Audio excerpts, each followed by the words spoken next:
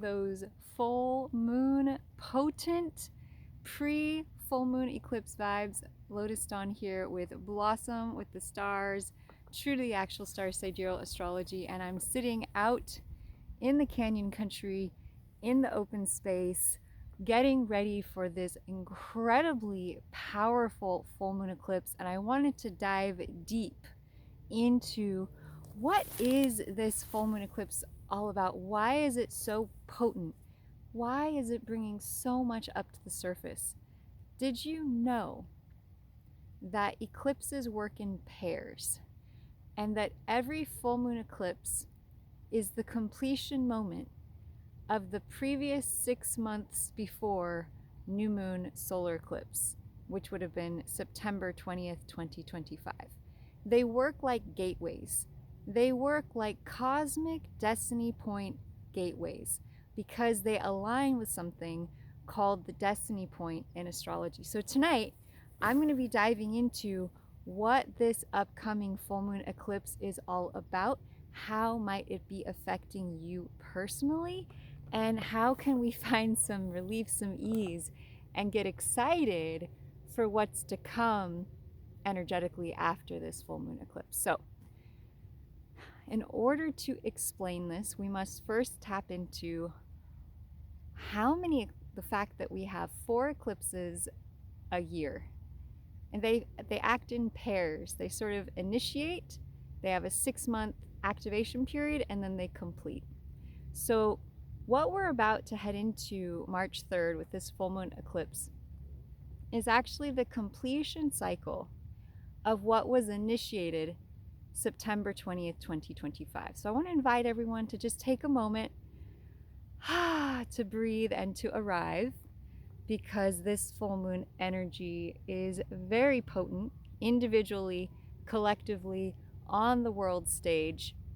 The full moon is always a powerful time, but when you add in an eclipse that began its cycle in September 2025, that was a very intense period on the world stage in terms of conflicts, issues with the Middle East, with Russia, and now here we are facing completion of those cycles, and it is intense. So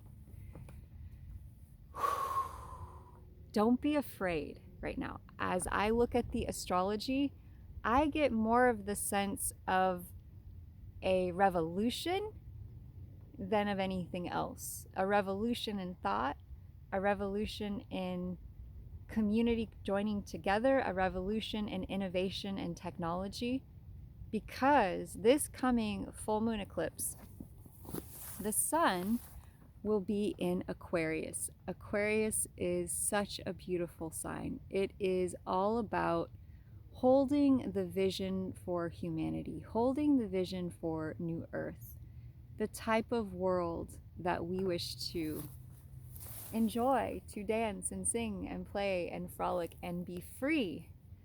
And so the sun lining up with the sign of Aquarius at the time of the full moon, plus conjuncting the destiny point, which is the collective focus for all of humanity in Aquarius for all of 2026.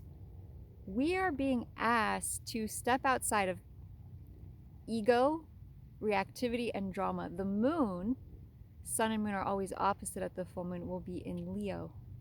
Leo is the sign of the crown. It's the sign of the king and the queen. It's the sign of royalty.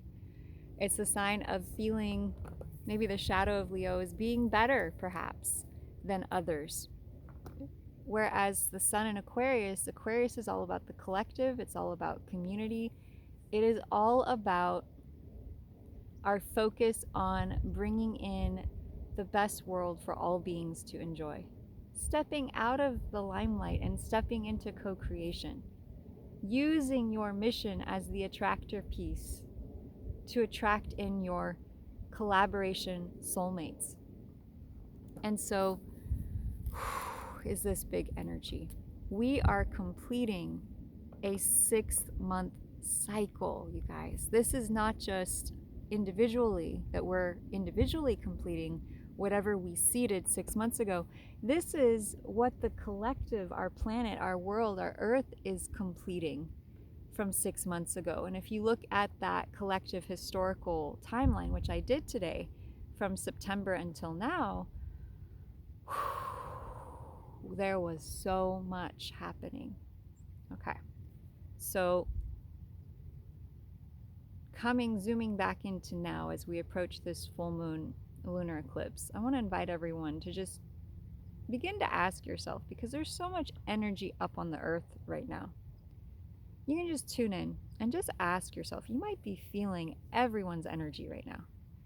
And so in order to help you have more clarity on your own journey and your own path, I want to invite everyone to tap in with me for a moment here to your breath and whatever's coming up for you. And I want you to ask yourself, who does this belong to? And if it gets lighter as you ask that question, then, my friends, this is actually not your energy. Let that sink in. They say that 90 to 99% of what we think, feel, and experience is really not even ours, really. It's what we're psychically picking up on. Good. So notice, and it's amazing, this is the first time I've done this. I'm tuning into you guys in the future because I haven't posted this yet. And I'm just tuning into the collective energy field of all of you. Many of you don't know this, but I also do very deep, powerful energy work and energy healing. And as I tune into all of you, I just get so much coming up. So I just want to invite you to just tune into what's coming up for you, because it's like you go on social media and it's like war and chaos and my friends, when I look at the astrology, I don't get that. And I'll tell you more as we carry on here. I get revolution, I get change, I get shifting at massive, deep layers individually and in the collective.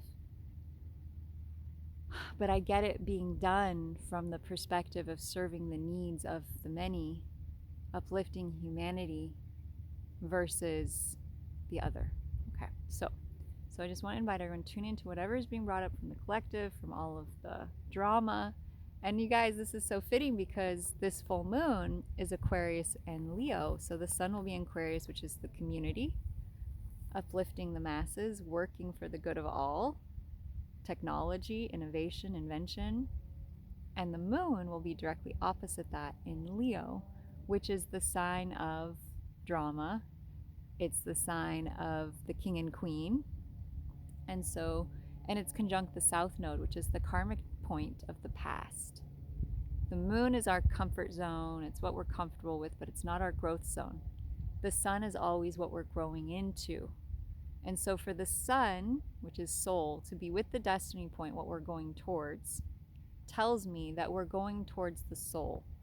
Whereas the moon, which represents our conditioning, our ego, our comfort zone, what we learned from mom and dad, from the society, but not necessarily our true self, with the karma point, which is our past, means that we are moving past the drama, we are moving past elevating others above some, and we are instead raising up the needs of the collective, the vision for humanity, the good of all.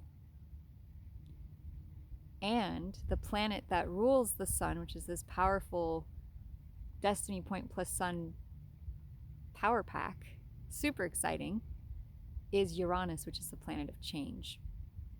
And it's in the sign of Taurus, which is the earth, and it's grounding. So nature, technology, could be the solution, and it's going to be part of our future. And so if you're dealing with stress or anxiety or challenges right now, with all this intensity, bringing stuff up from the past, from 6 months past and to now to complete, I really want to invite you to get out into nature, get some grounding shoes. I just went and put my feet in a creek, with the rocks and the water and the stream, and I felt renewed, I felt refreshed. I got to come out here under this full moonlight. It's getting so big. And I just want to invite you. This is not the end. This is just the beginning of the Fire Horse year. But what's happening is we're completing something big from 6 months that we began. And we're getting ready for the new beginning that got seeded February 17th at the time of the new moon solar eclipse. That will come to completion August 27th at the next full moon lunar eclipse. So we're in between cycles of the eclipses, and eclipses are destiny point check-ins. So do some journaling, tap in, connect to yourself. Know that everything, gotta see the sunset, is working out for your highest and best good. You are loved, and this is about transformation. We are shifting into our highest potential. I will be back soon with more videos. Please like, follow, and subscribe. Share your feedback in the comments. I love hearing from you. And remember, we're just letting go for something bigger and better to come in.